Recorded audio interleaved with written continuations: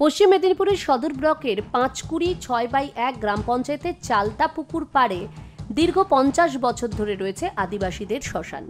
বর্তমানে এক অসাধু ব্যবসায়ী আদিবাসীদের এই শ্মশান ঘাটের স্থান দখল করে বাড়ি বানাচ্ছে বলে অভিযোগ স্থানীয় আদিবাসী সম্প্রদায়ের মানুষদের।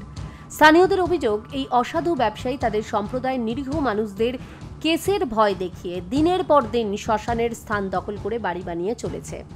অপরদিকে ওই সম্প্রদায়ের মানুষরা ওই শ্মশানে তাদের পূর্বপুরুষদের দাহকার্য করে আসছে। এই শ্মশানের জায়গাটি সরকারি ১ নম্বর খতিয়ানে বলে তারা দাবি করেছে। এ ব্যাপারে তারা স্থানীয় প্রশাসনের কাছে দরবার করলেও কোনো সুরাহা পায়নি বলেই অভিযোগ। এখানে দীর্ঘ ৫০ বছর আগে থেকে, আমার জন্মগত আগে থেকে আমাদের দীর্ঘ বয়স্ক যারা মারা যেত এখানে সব পুরানো হতো, এখানে কিছু কাজ হতো শ্মশানে। এই যে আমাদের সমস্যা, এখন এই ব্যক্তি সুকুমার সিং উনি জোর করে বলছে আমি জায়গাটা কিনেছি। আমরা যখন ওনাকে বলি যদি তুমি কিনে রাখো তাহলে পেপারসটা তুমি শো করো, উনি পেপারসটা আমাদের সঙ্গে কোনোদিনে আন্ডারস্ট্যান্ডিং করেনি। রাতারাতি ঘর করতেছিল এখানে, আমরা তাকে বাধা দিই।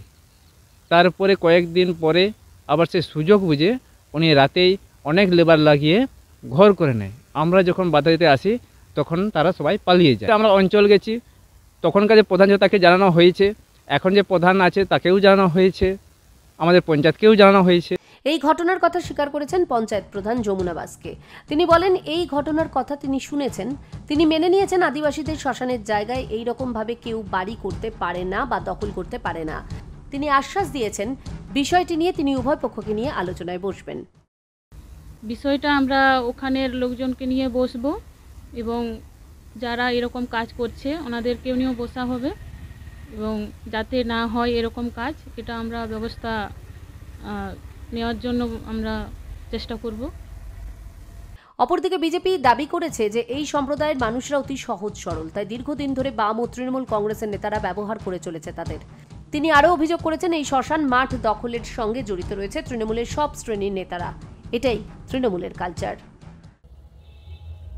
আদিবাসী সম্প্রদায় সৎকার করার যে জায়গা, মৃতদেহ দাহ করার যে জায়গা, সেই জায়গাটাকে পর্যন্ত তৃণমূলের নেতারা পেছন দিক থেকে অন্য লোককে খাড়া করে কেড়ে নিয়েছে নিজেদের ব্যবসায়িক স্বার্থ, নিজেদের অর্থ রোজগারের কারণে। এই ঘটনা তো নতুন কিছু নয়। এই ঘটনা কিছুদিন আগে সদর ব্লক কঙ্কাবদিতে হয়েছে। এই ঘটনা আপনি পশ্চিমবঙ্গের সব জায়গায় দেখতে পাবেন। তৃণমূল একটা বৃহৎ র্যাকেট কাজ করছে।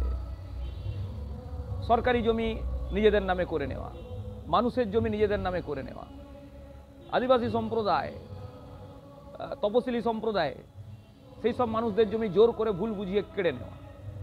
আসলে এটা তৃণমূলের ধর্ম। সব জেনেও কেন চুপ করে বসে আছে স্থানীয় প্রশাসন থেকে গ্রাম পঞ্চায়েত? কবে সমস্যার জট কাটিয়ে নিজেদের হকের জায়গা ফিরে পাবে আদিবাসী মানুষগুলো? প্রশ্নের উত্তরের আশায় রয়েছেন তারা। পশ্চিম মেদিনীপুর থেকে Alok Santra report, express news.